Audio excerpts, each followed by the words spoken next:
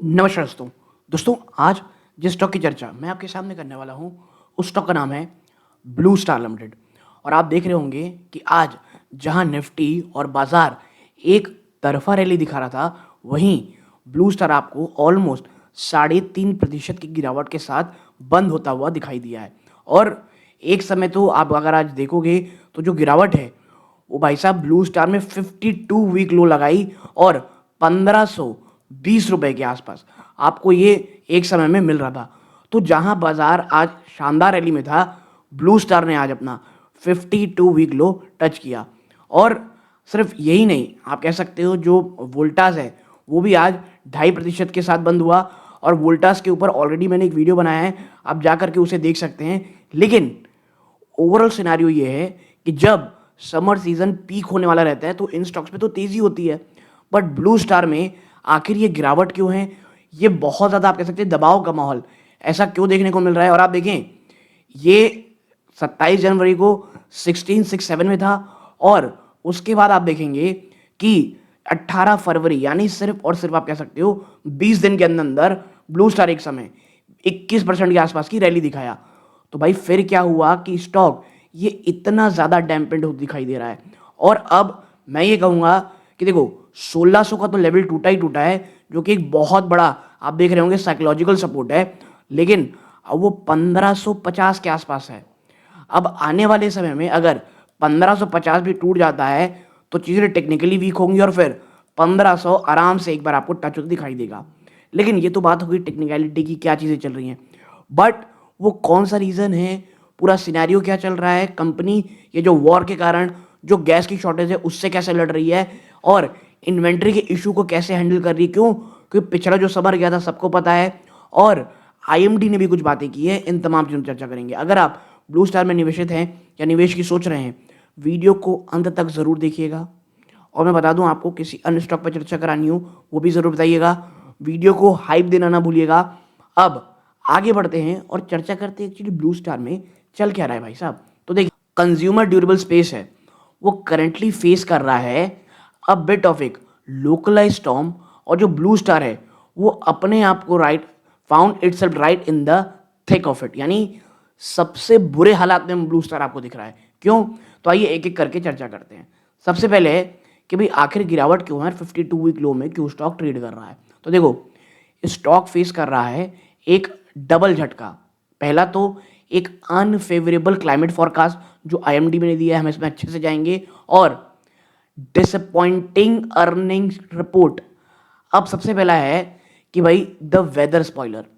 Weather forecast ने ये predict किया है, आज ही के मैं बता रहा हूँ, कि बिलो नॉर्मल टेम्परेचर होने वाला है आने वाले समर सीजन में। और for AC company like blue star और वोल्टास, गर्मी इनका हार्वेस्ट सीजन होता है। यानी आप अगर एक किसान समझेंगे इन कंपनियों को, तो इनकी फसल काटने का जो समय है वो गर्मी के आसपास आता है। और अगर गर्मी खराब हुई तो पूरी की पूरी फसल बर्बाद। और जो इमीडिएट फंडामेंटल थ्रेट है ना, वो हैवी इंस्टीट्यूशनल और रिटेल ऑफलोडिंग के कारण हुआ। जहां पर आज इनको एक बहुत शानदार रैली, द बिग कमबैक करना था, आज स्टॉक ने 52 वीक लो लगा गया। क्यों? क्योंकि फंडामेंटल थ्रेट कंपनी को मिला। फिर Q3 के नंबर, तो भाई दिसंबर में जो नंबर आए वहां पे क्या होता है, जो ब्लू स्टार है वो 39% ईयर ऑन ईयर की गिरावट दिखाता है नेट प्रॉफिट में। मात्र 80 करोड़ आते हैं। और अगर आप इसे कंपेयर करोगे ना Q3 में, तो 132 करोड़ का प्रॉफिट था इनको। और जब इतना मेजर अर्निंग मिस हो तो मार्केट तो घबराता है, क्योंकि देखो, ब्लू स्टार एक प्रीमियम में ट्रेड करता है। और जब आप एक प्रीमियम स्टॉक को इतनी ज़्यादा निगेटिविटी में लाओगे, उनको इतने झटके दोगे निवेशकों को, तो भाई वो घबरा करके निकलेंगे ही निकलेंगे। और आग में घी डालने का काम क्या किया, ओवरऑल जो आप कह सकते हैं पूरे विश्व में एक जगह जो लड़ाई झगड़े चल रहे हैं उसके कारण जो एफआईआईज हैं वो बाहर भारत से पैसा निकाल करके, स्पेसिफिकली साइक्लिकल स्टॉक वो भी प्रीमियम में जो ट्रेड कर रहा है, उन्हें निकाल करके अमेरिकन बॉन्ड्स और वहाँ पे ट्रेजरी बॉन्ड्स में निवेश कर रहे हैं। फिर आता है क्या, डेरिवेटिव्स प्रेशर। देखो, देयर हैज़ बीन एक सिग्निफिकेंट आपको बढ़ोतरी देखने को मिलेगी ओपन इंटरेस्ट में in its derivative segment by रफली 16% टू 22%। और इसे आप कंबाइन कर दो गिरते हुए प्राइसेस से, तो ये इंडिकेट करते हैं कि फ्रेश शॉर्ट पोजीशंस बन रही हैं भाई साहब। यानी अभी गिरावट रुकेगी नहीं, बल्कि ये गिरावट और शायद आपको आते हुए समय में दिखाई देगी। और मैं इसीलिए कह रहा हूँ, जब ब्लू स्टार 1600 के नीचे गया ना, तो वो टेक्निकली बहुत ज़्यादा वीक हो गया। और अगर आने वाले 1 से 2 दिन में अगर ये 1600 के ऊपर नहीं जाता, तो technically Blue Star extremely weak हो जाएगा दोस्तों। ठीक है, फिर हम देखते हैं द IMD ट्विस्ट। हमने ऊपर एक छोटी चर्चा की, लेकिन देखो, the weather are gods are sending mix signal.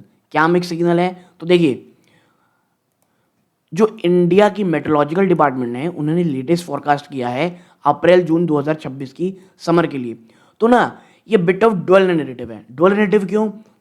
On one hand उन्होंने प्रेडिक्ट किया है बहुत ज़्यादा हीट वेव के डेज रहेंगे, यानी जो हीट वेव के दिन हैं वो काफ़ी ज़्यादा होने वाले हैं पिछले बार से, और अबव नॉर्मल होने वाला है। अगर मैक्सिमम टेम्परेचर देखोगे आप अक्रॉस ईस्ट, सेंट्रल और part of north west India, यानी जो गर्मी है, जो हीट वेव है, वो बहुत ज़्यादा दिनों के लिए पड़ेगी। फिर क्या आएगा? जो नॉर्मल टेम्परेचर है, नॉर्मल जब मैं कहता हूँ गर्मी में जितना होता है उससे कहीं ज़्यादा रहेगा। लेकिन जब इतना अच्छा, तो परेशानी क्या है? On the other hand with a twist है, क्योंकि वो एक्सपेक्ट करते हैं एक cooler than normal summer north India में विथ अ रिलेटिवली वेट और मॉडरेट अप्रैल पूरे के पूरे नेशन वाइड में ड्यू टू वेस्टर्न डिस्टर्बेंस। देखिए, आप खबर सुन रहे होंगे कि पाकिस्तान, अफगानिस्तान बाढ़ में चले गए, बाढ़ में है वो, क्योंकि वो जो वेस्टर्न डिस्टर्बेंस है वो बहुत ज़्यादा है, और वो धीरे धीरे कहाँ आ रहा है? भारत, नॉर्दर्न इंडिया से नीचे की ओर आ रहा है। उस कारण जो पीक समर होना था वो कहीं ना कहीं परेशान हो रहा है। और क्रूशली जो नाइट टाइम है, जो मिनिमम टेम्परेचर है, expected to remain above normal across most of the countries. ठीक है, यानी कि जो रात होने वाली है ना, वो थोड़ी से अबव नॉर्मल होने वाली है। तो मैं इसीलिए कह रहा हूँ बहुत ज़्यादा कि IMD ने कुछ गलत प्रेडिक्ट किया, इससे नहीं है। अभी वेस्टर्न डिस्टर्बेंस है तो चीज़ें थोड़ी प्रॉब्लमेटिक हैं, और थोड़ा सा जो अप्रैल है वो अपने पीक से नीचे जाएगा, तो जो इमीडिएट डिमांड आनी थी वो कहीं ना कहीं नहीं आएगी। और फॉर ब्लू स्टार स्पेसिफिकली ये क्या क्रिएट कर रहा है? एक नुआंस इम्पैक्ट। देखो, क्या प्रॉब्लम है? The retail delay. अगर नॉर्थ इंडिया कूल रहेगा, यानी ठंडा रहेगा, और अप्रैल थोड़ा सा गीला रहेगा, यानी आपको बारिश देखने को मिलेगी, तो ये टेम्परेरी जो अर्ली सीजन डिमांड होता है उसको कम करेगा।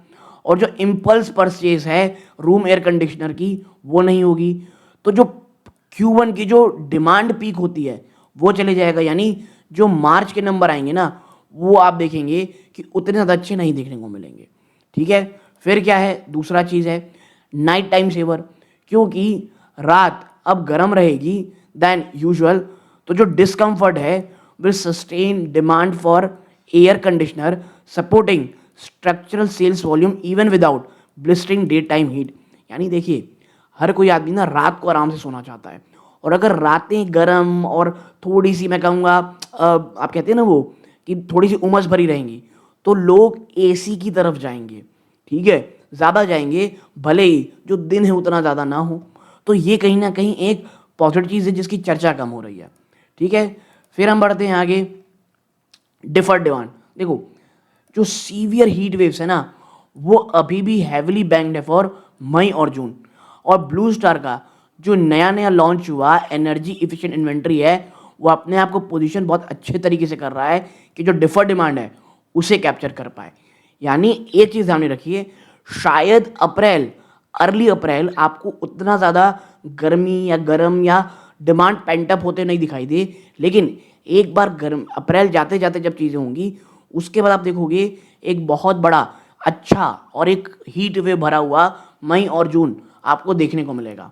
ठीक है, फिर क्या होता है? B2B question. देखिए, अनलाइक जो प्योर प्ले AC कंपनीज हैं, ब्लू स्टार का एक बहुत ही बड़ा कमर्शियल प्रोजेक्ट ऑर्डर बुक है जो इन्हें हाईली रिलायबल बनाता है, और जो लोकल वेदर ड्रिवन वॉलिटिलिटी है उससे थोड़ा अलग रखता है। तो वोल्टास से आप कह सकते हो थोड़ा सा ये सेव होता हुआ आपको दिखाई दे रहा है, क्योंकि वोल्टास ने एक बात कही है, और ये ना बात ब्लू स्टार बहुत पहले से कर रहा है, कि जो कमर्शियल काम है ना, या जो B2B बिजनेस है, हम हर जगह वहाँ पे नहीं लेंगे प्रोजेक्ट। जहाँ पर हमें मार्जिन अच्छा लगेगा, जहाँ हमारे क्वालिटी वर्क हो पाएंगे, हम उसी की ओर जाना शुरू करेंगे। फिर क्या भाई साहब, प्लान्स, इन्वेस्टमेंट्स और ऑर्डर। तो देखो, भले ही आपको शॉर्ट टर्म में मार्केट पैनिक में लग रहा हो, लेकिन कंपनी का जो कोर B2B बिजनेस है वो अभी भी शानदार है। अगर ऑर्डर बुक की बात करें दिसंबर 31 तक, तो ब्लू स्टार कैरी करता है एक बहुत ही मजबूत ऑर्डर बुक ऑफ 6,898.74 करोड़, जो इन्हें प्रोवाइड कराता है एक बहुत ही मजबूत रेवेन्यू विजिबिलिटी इनके इलेक्ट्रोमैकेनिकल प्रोजेक्ट सेगमेंट के लिए। अब यहाँ पे क्या होगा, कुछ नए लॉन्चेस भी आते हुए आपको दिखाई देंगे। कंपनी ने अभी अभी रोल आउट किया है इनका एक नया रेंज ऑफ एयर कंडीशनर, जो टारगेट करता है समर सीजन को और फोकस करता है एनर्जी इफिशिएंसी में। ठीक है, फिर B2B फोकस, मैनेजमेंट फोकस कर रही है कि अपने कॉस्ट को वो बहुत बड़ी मात्रा में कंट्रोल कर पाएँ और अच्छे तरीके से जो इनके पास कैपिटल है उसे डिप्लॉय कर पाएँ, ताकि इनका जो टारगेट है 10 से 12% कैगआर का कमर्शियल एयर कंडीशन सेगमेंट में, वो उसे चेस कर पाएँ दोस्तों। ठीक है, तो ओवरऑल जो चीज़ें हैं वो शायद शॉर्ट टर्म में थोड़ी पेनफुल दिखें, और जो आप कह सकते हो जो एक अर्ली डिमांड का हमको अंदाज़ा था वो शायद ना लगे। क्वार्टर वन आप जो देखोगे ना, क्वार्टर वन में जो पीक चीज़ें होती थी, क्योंकि देखो क्वार्टर वन में इसलिए मैं बोल रहा हूँ क्योंकि मार्च जो जाएगा वो तो क्वार्टर फोर हो गया, उसके बाद जो मार्च में आएंगे उस समय शायद आपको अर्ली चीज़ में जो एकदम शानदार होती है उतना अच्छे नंबर आपको ना देखने को मिले। और इसी का डर है निवेशकों को, जो आप ये पैनिक सेलिंग देख रहे हैं, जहां बाजार निफ्टी रैली कर रहा था, आज इस कंपनी ने 52 वीक लो लगाया है दोस्तों। ठीक है, तो ब्लू स्टार को लेकर के बहुत सारी चर्चा आपके सामने रखनी थी, बहुत ही शॉर्ट एंड स्वीट तरीके से मैंने आपके सामने रख दी। अगर आपको ये वीडियो अच्छा लगा हो लाइक कीजिएगा, चैनल सब्सक्राइब जरूर कीजिएगा, वीडियो को हाइप जरूर दीजिएगा दोस्तों। ये इस वीडियो का अंत है।